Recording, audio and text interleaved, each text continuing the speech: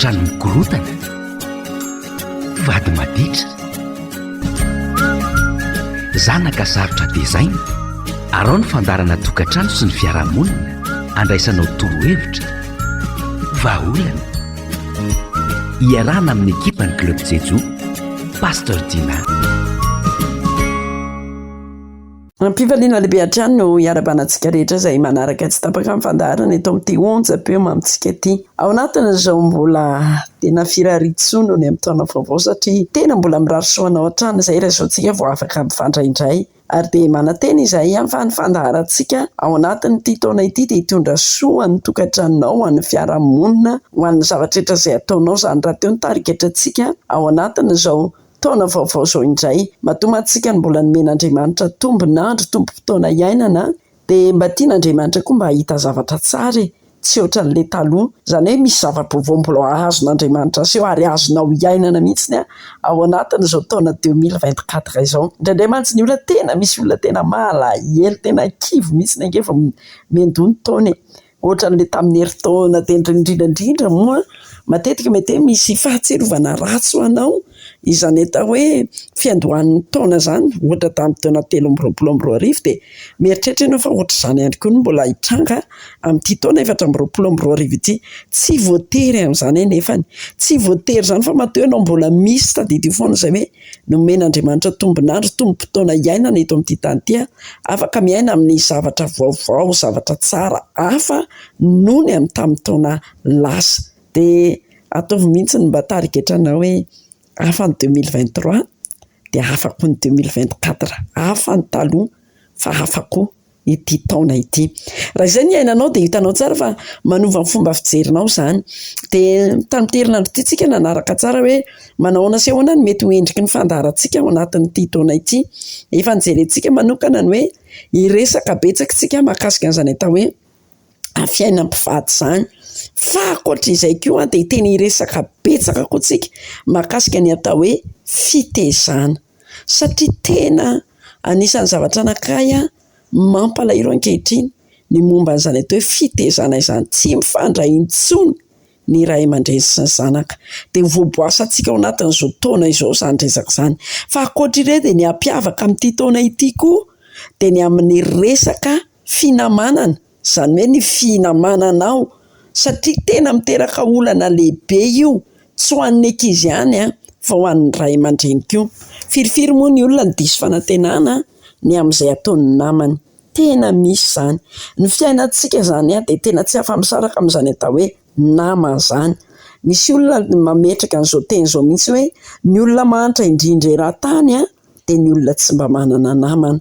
Tena ilaina ny namana, anisan'ny harena.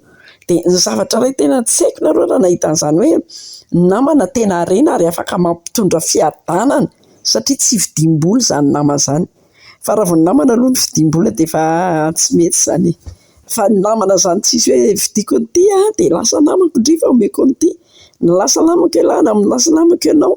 Fa ny namana izany tena fanomezana gratuit, ary ny namana amin'ny manamana azy dia tsy havanao, olona tsy niraitrano aminao, mety olona tsy niara-mipetraka taminao, fa ny namana mety mpiara-mianatra dia lasa mpinamana. Be dia be koa ny olona teny an-dalana teny fotsiny dia lasa mpinamana, ny ray taxi borosy dia lasa mpinamana, ny ray avion dia lasa mpinamana, ny ara-niasa dia lasa mpinamana, ny ray tanàna dia lasa mpinamana. Fa ireny harena be ho anao. Dia ho vasa tena hoe ho jerentsika ao anatin'izao fandaharan'izao amin'ity taona ity ny hoe ahoana ny ahatonga ny namana tena mba ho harena hatrany, fa tsy sanatria hitondra korotan-tsaina na hitondra alahelo. Be dia be ny marary fo noho ny amin'ny ataon'ny namana, be dia be ny marary saina mihitsy noho ny amin'ny ataon'ny namana, be dia be ny diso fanantenana noho ny amin'ny ataon'ny namana. Dia izany izany no tena hoe ifampiresantsika eto mandritra an'izao taona izao, ary misy fandaharana izany tena ho resantsika manokana hoe ahoana tokoa ity namana. Raha lehilahy samy lehilahy, vehivavy samy vehivavy, lehilahy sy vehivavy, vehivavy sy lehilahy, afaka atao tsara ve izany? Raha ohatra ve manambady ianao vehivavy io dia tsy mahazo manana namana lehilahy intsony ianao ankoatra ny vadinao. Raha ianao vehivavy Hainao vehivavy manambady ve de tsy lehilahy manambady ve de tsy mahazo manana namana vehivavy tsony ve anao ankoatra ny vadinao? Ahoana no tokony fitondran-teny zany no jerentsika voaboasantsika eto manoloana ny hoe mety hivady tanao le olona taloha fa noho ny amin'ny antony maro samihafa de nisaraka nareo de hijanona mpinamana. Azo atao ve zany? Na le tonga amin'le fitenin'ny tanora hoe ny exako le ex zany, azo atao tsara ve ireny eo lasa mpinamana, lasa namana ao anaty tokantrano? Izany zany fanontaniana mivalintsika daholo ao anatin'izao taona vaovao zao ho jerentsika izany. De tena mampiavaka an'izany atao hoe fandarantsika zany ity resaka namany ity manokana.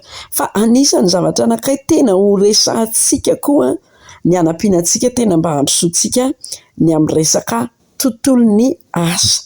Satria anisan'ny zavatra anankiray tsy mampandroso ny fiarahamonina misy antsika koa ny resaka asa eto zany tsisy tolotra asa. Fa ny anampiananao mba tena hanana an'izany atao hoe fiainana milamina rehefa any am-piasana. Tsisy asa ratsy fa be dia be ny asa atao. Fa ny fomba fahaizanao miatrika an'izany asa izany no anisan'ny mitondra fiadanana ho anao. Toe-tsaina manahoana no toe-tsaina tokony ho ataonao rehefa miasa ianao. Zany zavatra anankiray tena fanampiantsika ao anatin'izao hoe tokantrano sy fiarahamonina zao. Misy tena mety manam-bola be zao miaino izao fandaharana izao, manana asa tsara fa saingy manana tsy hananany le toe-tsaina izay tena tokony ho entina miasa de mampahory azy ny asa. Ary hitantsika izany firifiry ireo olona tonga ao anatin'ny toeram-piasana kizitina foana na de tena tsara asa ary be dia be ny olona tsy mba tamana amina asa izay nomena azy, manam-pahaizana. De izany rehetrarehetra zany mila fanampiana ireny olona ireny. Tsy voatery hoe fahaditsony ilay izy fa mety vokatry ny tsy fahalalany de tsisy afaka manampy azy. Tsika koa moa de tonga amin'ilay fiarahamonina be fianonana matetika ka zara ary ny olona miala eo amin'ny toerany mba hidiranao ao amin'ny toerana anankiray.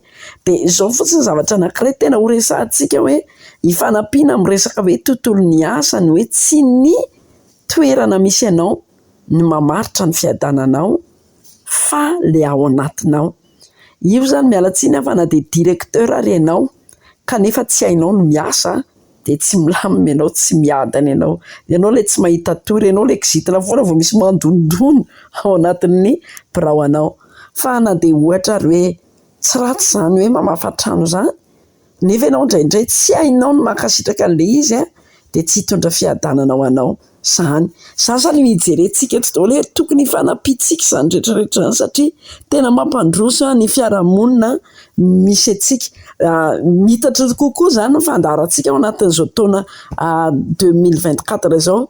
Raha ohatra tokoa nandritra ny taona maromaro efa nisian'ity fandaharana tokantrano sy fiarahamonina ity de matetika tena mijanona fotsiny amin'ny resaka mpivady, mpianakitsika, mpifamofo, fiomanana amin'ny fanambadiana.